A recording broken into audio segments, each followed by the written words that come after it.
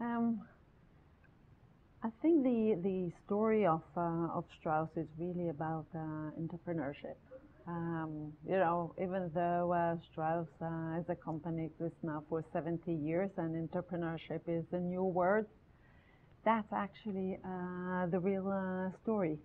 My grandparents, when they moved to Israel from Germany, they really had to start from nothing. Um, their background had nothing to do with the reality in Israel, so they really had to think, okay, what is it that we can do here in this new country where nothing exists? And they started with really the most basic thing, which is food. They bought 2 cows, and my grandmother was an amazing cook. And the first products were actually out of the kitchen. So as in every country, the first wave of entrepreneurship starts because there is nothing else to do. But if you want to support your family, you innovate from what you do because it's a necessity. So that's how it actually started. And with the years was, okay, we know how to do food. And at the time, there was one big cooperative that really ruled the market with the farmers and everything. So um, as a team management, they had to find a way to be different. So they actually started with product which did not exist in the market at the time, more of an indulgent, more of fun, more of convenient. And that's okay, that's how it all started. And with the years, that's actually what the team of people who work at Strauss are all about, really, entrepreneurship, looking at different category or then how to become international, finding the right niche. And we started actually with coffee. Um, we analyzed at the time the market and we saw it's very fragmented. So it was an opportunity for us to start actually in this category. And that's how it's all about working together as a team, amazing spirit, I would say, and just innovative.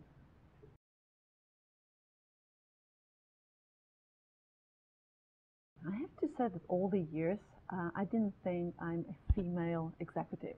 I, um, I was lucky enough to grow up in a family that um, equal opportunity and equal obligations um, were actually the foundation of what we are. It's called the German upbringing.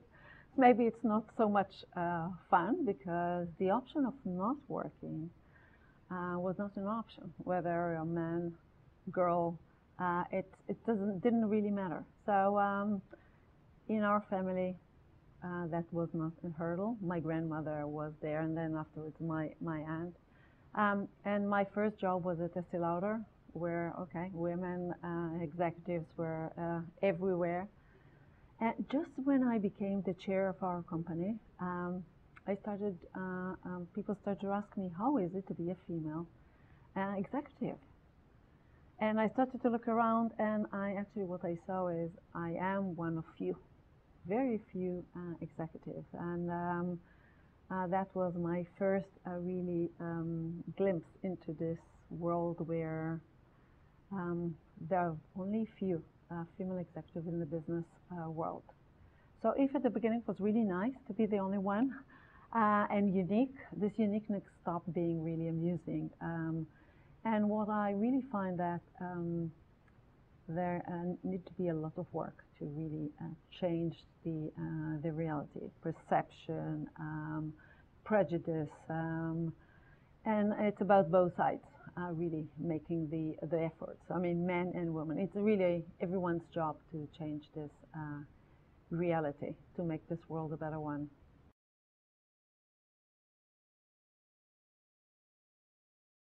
It goes back really to your first question. What is it about Strauss that makes us really an international company? I wouldn't even call it the success factor. But really, years ago, we looked back at Israel, which is our home base, and we saw that really what makes Israel so unique and brings all the innovation is really the diversity of the people and the fact that all the voices can be heard.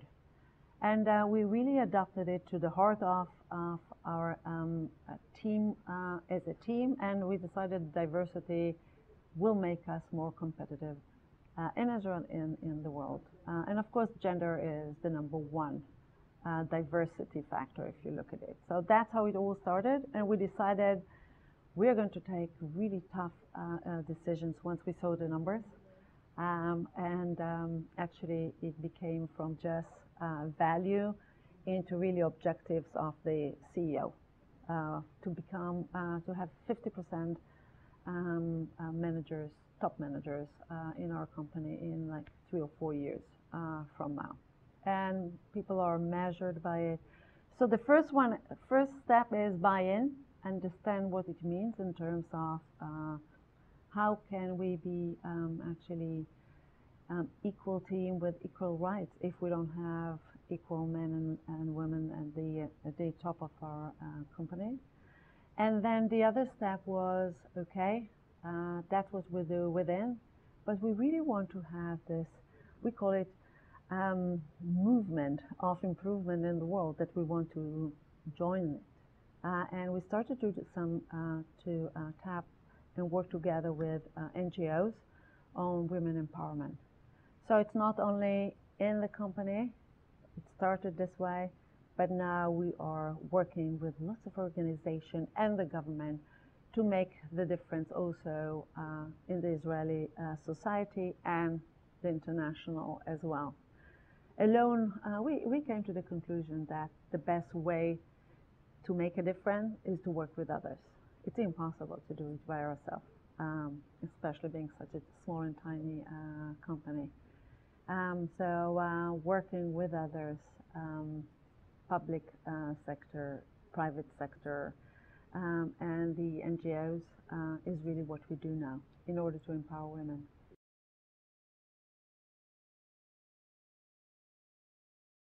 So we have actually the financial reports every quarter, of course, like every other public company. But now we have our business social responsibility report every quarter as well.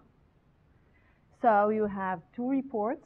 One talks about all the stakeholders, really how we employ, who do we employ, how we in fact affect the environment, customer complaints, everything. It's in the one report, and the other one is really the financial report.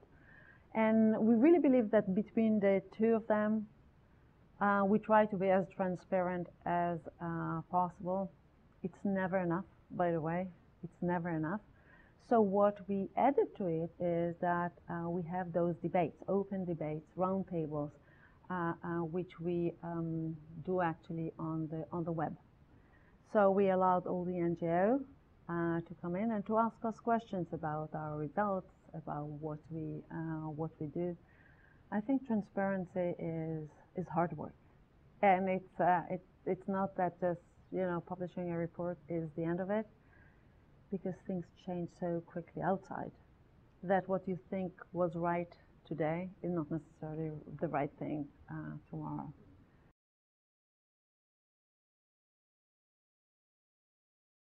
As a business, you think, okay, I employ, but the fact that who I employ and what is the right ratio of, for example, men and women.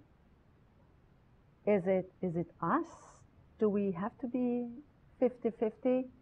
Is it because it's right for us, or it's the right thing to do? And then if we have different minorities, okay, it wasn't so obvious, let's say 10 or 20 years ago, that we have to make sure that in our workforce, everyone is represented there. And it's just very difficult, because you have to change in order just, for example, if you take the ultra-Orthodox in Israel, the type of food we serve in our cafeteria needs to fit. And if they pray 3 or 4 times a day, do we need to have a special place for it or not? So this whole thing of actually, it is a business, but you run it as a small country. It's just a different way of looking at it. Okay, we sell food, but we always have to think, okay, on people's health, Are they too fat? Or do they eat too much? So suddenly, from just selling the product, the right product, actually you have to make sure that our consumers don't eat too much of it, or that they eat it in a certain time of their day or their life. So the whole notion of what is it a responsible business changes in ways that I have to say, when I first got a job, I wasn't sure, or I didn't know that's what it means to be a leader of a business 10 years ago. It's actually just a different way of looking at things. You get much more responsibility on one hand, but you have to just make sure that you don't actually are too invasive into people's life.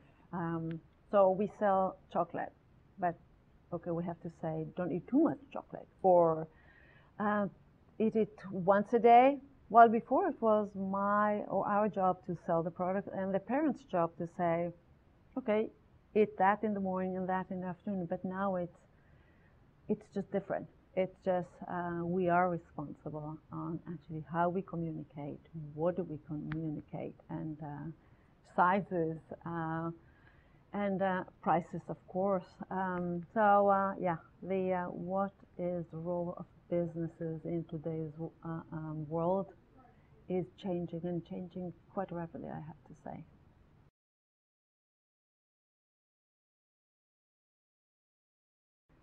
I really wish for us as a company, and for me, of course, as part of it, to reach to really more people, to touch more people's lives, and to really it's really a big word to say, but to be able to improve people's life through our business, through our action, through what we do, is just a great reason to wake up in the morning. And I really think business businesses worldwide can do it. And we have lots of joint ventures. So we work with a family in Brazil. We work with a Chinese company Haier in China. So just really the globalization has a great aspect to it. There are no boundaries. And to be able to communicate with different cultures and to bring what is really good in one part of the world to another part, it's just fascinating. And really, when you know how to communicate, I think that there is just so much things we can do together. And business is just a great way to do things.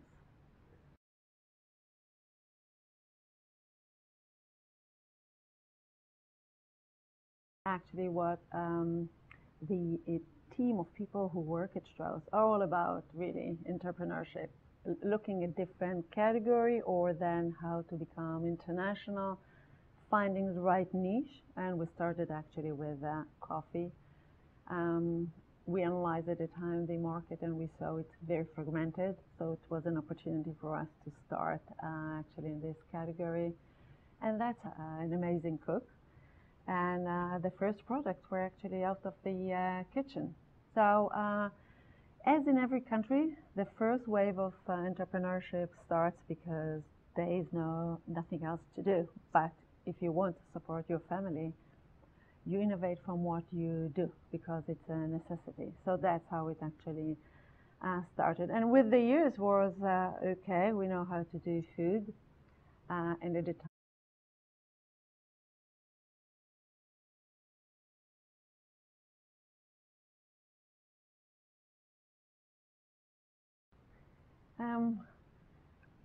I think the story of Strauss is really about entrepreneurship. You know, even though Strauss as a company exists now for 70 years, and entrepreneurship is a new word, that's actually the real story. My grandparents, when they moved to Israel from Germany, they really had to start from nothing.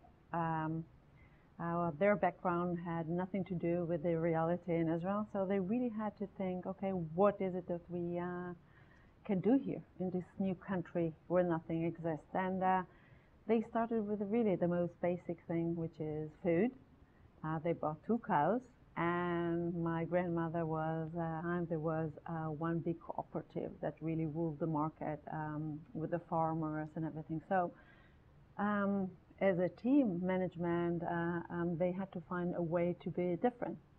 So they actually started with product which did not exist in the market at the time, more of an indulgent, more of fun, more of a convenient. And that's okay. That's how it all started. And with the years, that's